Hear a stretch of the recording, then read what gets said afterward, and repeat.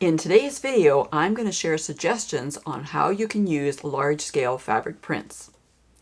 Hi, I'm Kim Jamison Hirsch from Chatterbox Quilts, and I was recently working with a collection of fabric from Michael Miller Fabrics called Coffee Culture, and you can see them all here. Well, not all of them, some of the fabrics from the collection, the ones that I worked with in the project I was making for them as one of their fabric ambassadors this year. And in this collection, there are some large-scale prints. And I know that many quilters struggle to use these, or not sure how they can use them in their projects, what to do with them. So I wanted to go over that today and give you a few suggestions that might be helpful. So I'm going to take out some of these fabrics because some of them are not large scale, but there's definitely two in here that kind of fall into what I call the large scale fabric area. So you can see there's all these different prints here, these different little signs. This one has all these different little coffee perks. So they can be a little difficult to work with, but not to worry, I have lots of help for you if you do struggle with that. So this is the quilt that I made using fabrics from the Coffee Culture collection.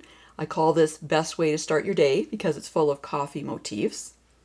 And I'm just going to put it down on the table here. You're going to see it sideways because I want you to be able to see this fabric. So we had a couple of fabrics in that collection that I was talking about. This is one of them here with all the different coffee perks. So you can see how I've used it here. So rather than making a pieced block, I cut the fabric into rectangles. I mean, the whole quilt is like that, but by cutting that fabric into one big piece and using it in the quilt, you get to see what's going on in that particular fabric. So you're not cutting up the shapes in there into unrecognizable pieces, as it were, which could happen if you do it as a pieced block. And here's the other fabric that I used, and I centered that in the middle of the quilt.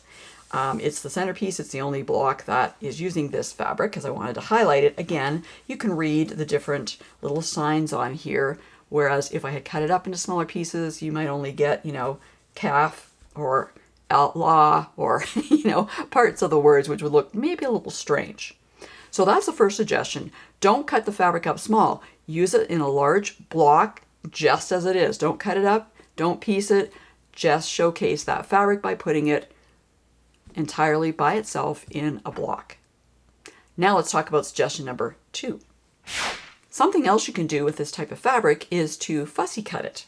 So in the case of this one with all the coffee perks, you could fussy cut it like this. You might even want to go a little bit smaller. It depends on the size here. Of course, keep in mind your seam allowance there, so that would cut into the coffee pot a little bit, but you could go a little smaller with that motif, for example.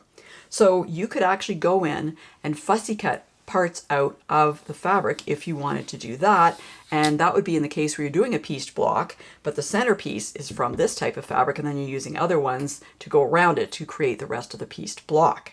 So fussy cutting can also work really well for large-scale prints. Let's talk about suggestion number 3.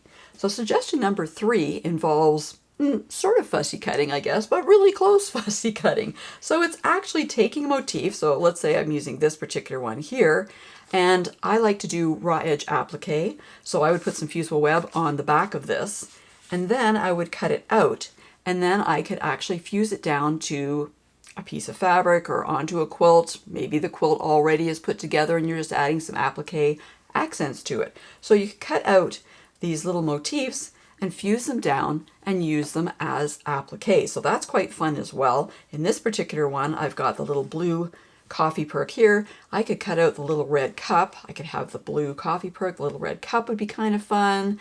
I could have the little brown guy as well, but it allows me to take those motifs out of the fabric and use them in any way I want to create a little tableau on my quilt project.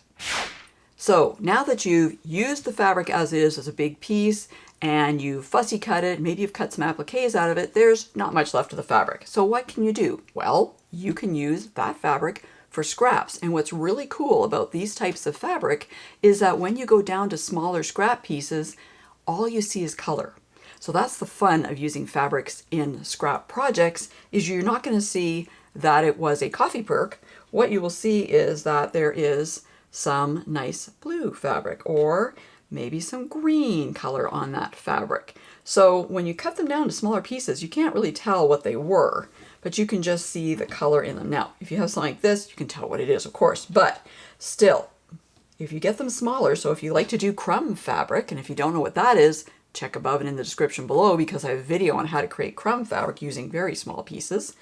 This type of fabric works really well for that. And you can see here, like you would just see green. Unless you had seen this fabric, you probably wouldn't know what that is. So that's something else that you can do with these fabrics. If you've used up most of it and you only have small bits and pieces left, they can certainly be used in scrap quilt projects. Thanks for watching today's video. I hope that's given you some suggestions on what you can do with large-scale prints. And if you have other ideas, please leave them in the comments below. And while we've talked about large-scale prints today, you might be wondering what to do with really small pieces of fabric. And if so, don't worry, I've got you covered. Check out this video. That will give you all the information that you need. For more helpful quilting information, be sure to go to my website at www.chatterboxquilts.com.